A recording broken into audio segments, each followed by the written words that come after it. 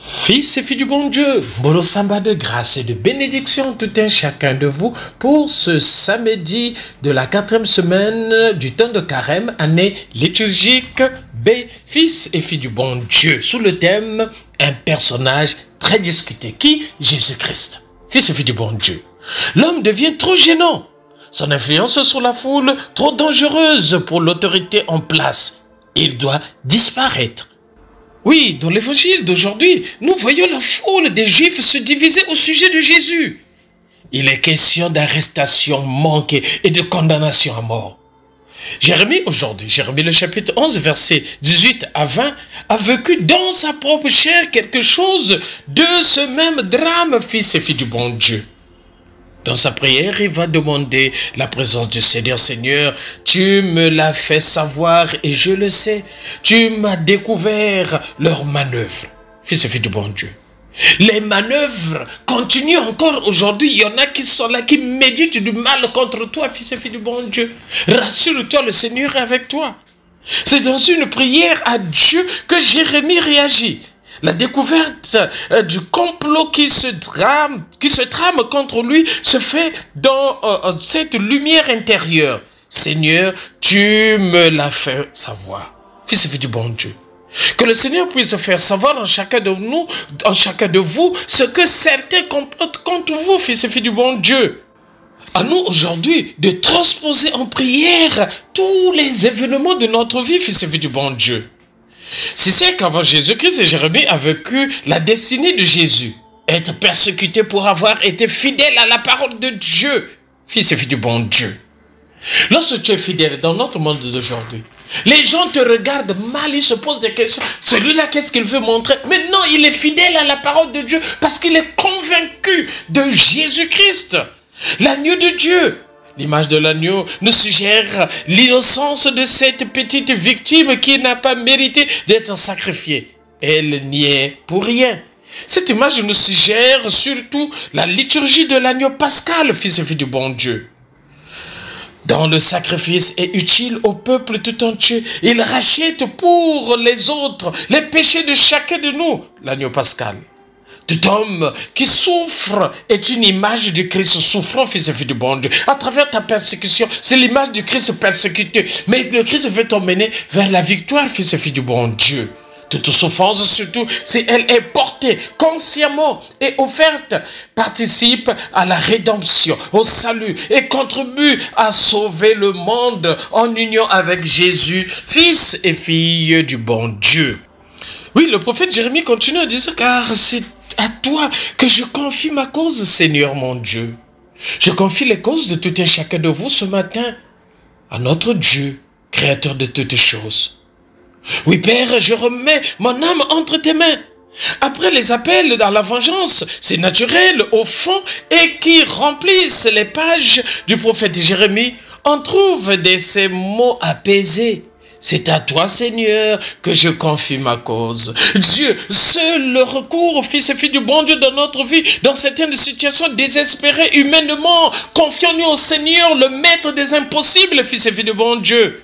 Et à l'heure de la mort, de ma mort, ce sera le seul secours. Pas question alors de fuir. Ou bien on se remet entre les mains du Père, ou bien rien, le néant, fils et filles du bon Dieu. Oh Seigneur, augmente en chacun de nous la foi, augmente en chacun de nous l'espérance. L'évangile de ce matin, Jean le chapitre 7, versets 40 à 53. L'homme de contradiction, prendre parti pour le Christ dans le quotidien de notre vie, fils et filles du bon Dieu. Jésus suscite des prises de position absolument opposées. Sa personne commence à inquiéter et face à elle, l'humanité se divise. Mais regardez, au nom de Jésus-Christ, dans nos familles, on est divisés. Chacun veut dire que non, c'est moi qui possède la vérité. Chacun dit, c'est moi. Non, fils et filles du bon Dieu, Jésus est-il divisé?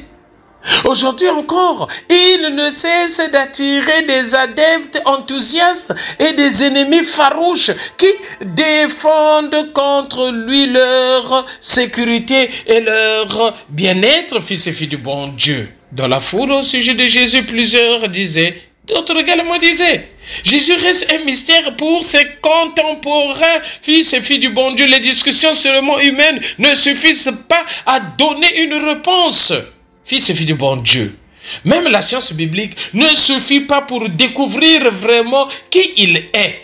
Oui, ce n'est pas d'abord dans les livres qu'on découvre le Christ. Les scribes et les pharisiens étaient la plus haute autorité doctrinale, les meilleurs spécialistes de discussion sur l'écriture. Leurs références en sont la preuve. D'après eux, fils et filles du bon Dieu, Jésus ne remplit pas les conditions nécessaires. Ce n'est pas le Messie. La condition essentielle pour connaître Dieu est l'humilité. Fils et filles du bon Dieu, il faut se déprendre de soi-même, renoncer à ses propres vues, se laisser conduire. Oui, l'humilité précède la gloire, fils et filles du bon Dieu. L'humilité, c'est le chemin de la grâce et de la bénédiction, fils et filles du bon Dieu. Le texte nous dit, les gardes envoyés par les grands prêtres pour l'arrêter, arrêter Jésus, revinrent en disant, jamais l'homme n'a parlé comme cet homme. On n'a jamais vu un homme parler ainsi. Les policiers des Salédrins n'ont pas osé mettre la main sur lui comme on le leur avait commandé. Ils ont été subjugués, séduits par la parole du Maître. Fils et filles du bon Dieu, laisse-toi séduire par la parole de Jésus-Christ ce matin. Prends ce chemin de la conversion, fils et filles du bon Dieu. Oh, je dis merci au Seigneur pour toutes les grâces, pour notre frère Thomas d'Almeida, qui a fait 1 mois dans le coma. Il fut berger dans la paroisse Saint-Christophe d'Ocala. Et aujourd'hui, il est revenu en vie. Ce qu'il a contemplé, la gloire de Dieu. Et c'est le Seigneur qui lui a dit, non, repars parce qu'il y a des gens qui te demandent, il y a des gens qui prient pour toi. Et il est revenu. C'est ce qu'il donne comme témoignage, fils et filles du bon Dieu. Oui, rendons grâce au Seigneur parce que le Seigneur est là au milieu de nous. Beaucoup d'hommes d'aujourd'hui en restent à cette admiration. Jésus est un grand homme, un génie spirituel, un sage. Non, Jésus est le Fils de Dieu. C'est lui qui vient nous délivrer. C'est lui qui est la lumière du monde, qui veut éclairer ta vie, qui veut éclairer ma vie, fils et filles du bon Dieu, qui veut éclairer notre pays, le Gabon. En ce moment-là, il faut consacrer notre pays entre les mains du Seigneur, comme elle l'a consacré à la Vierge Marie. Que la Vierge emmène notre pays, le Gabon, qui s'apprête à ce dialogue vers Jésus-Christ et que le sang de Jésus puisse purifier chacun de nous, fils et filles du bon Dieu. Oui, il n'est pas facile de prendre parti pour Jésus. On risque de se faire mal. On risque la persécution, les attaques. Mais le Seigneur nous emmène toujours vers la victoire. Parce que l'église des vainqueurs, fils et filles du bon Dieu, demeure dans cette église-là. Parce que le Seigneur veut ramener chacun de nous vers la victoire. Parce que son nom, c'est victoire, fils et filles du bon Dieu. Afin que ton nom également soit victoire, fils et filles du bon Dieu.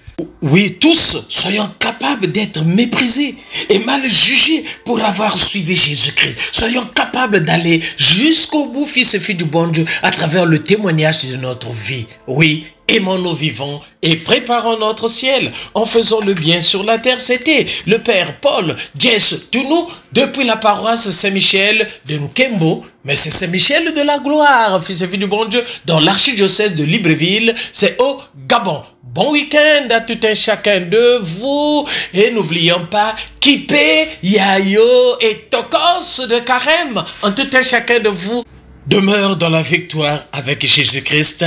Amen.